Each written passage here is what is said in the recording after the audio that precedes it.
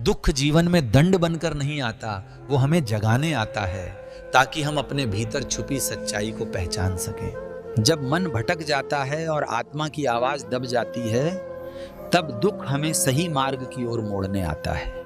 दुख ये नहीं पूछता कि तुम अच्छे हो या बुरे, वो केवल ये देखता है कि तुम जागे हो या सोए हुए।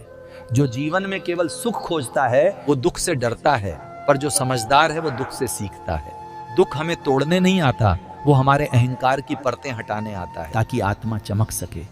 जब हम संसार को ही सब कुछ मान लेते हैं, तब दुख आकर याद दिलाता है कि सब कुछ स्थायी नहीं है। हर दुख के पीछे कोई ना कोई संदेश छुपा होता है, पर हम दर्द देखते हैं, संदेश नहीं समझते।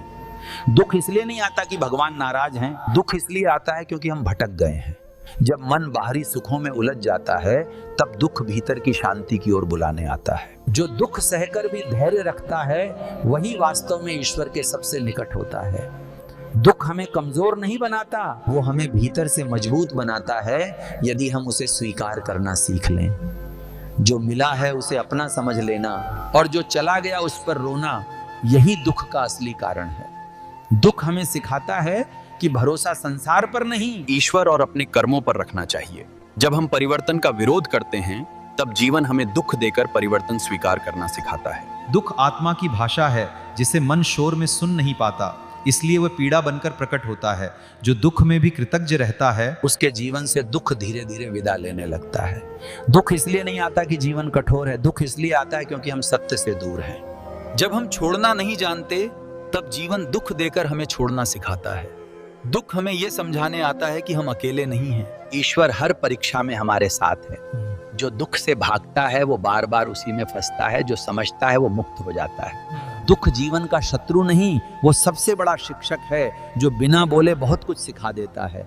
जब सुख अहंकार बन जाता है, तब दुख विनम्रता बनकर जीवन में प्रवेश करता है। दुख हमें बाहरी सहारों से हटाकर भीतर के सहारे की ओर ले जाता है। हर आंसू व्यर्थ नहीं होता, कुछ आंसू आत्मा को धोकर शुद्ध कर देते हैं। दुख हमें ये याद दिलाने आता है कि हम शरीर नहीं, अनुभव कर रही चेतना है। जो दुख में भी नाम स्मरण करता है, उसका दुख धीरे धीरे भक्ति में बदल जाता है। दुख का अंत तब होता है जब हम प्रश्न करना छोड़कर स्वीकार करना सीख लेते हैं। जब हम ईश्वर पर भरोसा छोड़ देते हैं, तब दुख आकर विश्वास को फिर से जगा देता है। दुख जीवन का अंधकार नहीं, वो प्रकाश की ओर जाने वाला द्वार है। एक किसान जब फसल खराब होने पर भी धैर्य रखता है, तब वही दुख उसे अगली बार बेहतर तैयारी सिखाता है। माँ जब संतान की बीमारी में रोती है, तब उसका दुख प्रेम बनकर ईश्वर तक पहुंच जाता है। नौकरी छूटने पर जो व्यक्ति टूटता नहीं, वही नया मार्ग खोजकर जीवन में आगे बढ़ता है। जिसने अपनों का साथ खोया, उसने ही ईश्वर का सहारा सबसे पहले महसूस किया। जब धन चला जाता है, तब समझ आता है कि सच्ची पूंजी चरित्र और विश्वास होते हैं। जो दुख में भी मुस्कान रखता है, उसका दुख दूसरों के लिए प्रेरणा बन जाता है। परीक्षा में असफल हुआ विद्यार्थी जब धैर्य रखता है, वहीं असफलता उसे परिश्रम का सच्चा अर्थ सिखाती है। जीवन साथी के बिछड़ने के बाद जो मन ईश्वर में शरण लेता है, वही दुख को भक्ति में बदल पाता है। यदि दुख को समझ लिया जाए, तो वही दुख हमें शांति, वैराग्य और सच्चे आनंद तक पहुंचा देता है। जाते जाते बस यही कहूंगा, अपने बच्चों और अपने परिवार का पूरा ध्यान रखें, क्योंकि वही आपके जीवन की सबसे बड़ी साधना है। आगे की कथा हम कल सुनेंगे। तब तक आते रहिए, कथा को सुनते रहिए, चैनल को सब्सक्राइब, लाइक और साझा अवश्य कीजिए। चलो सभी बोले जय सिया राम।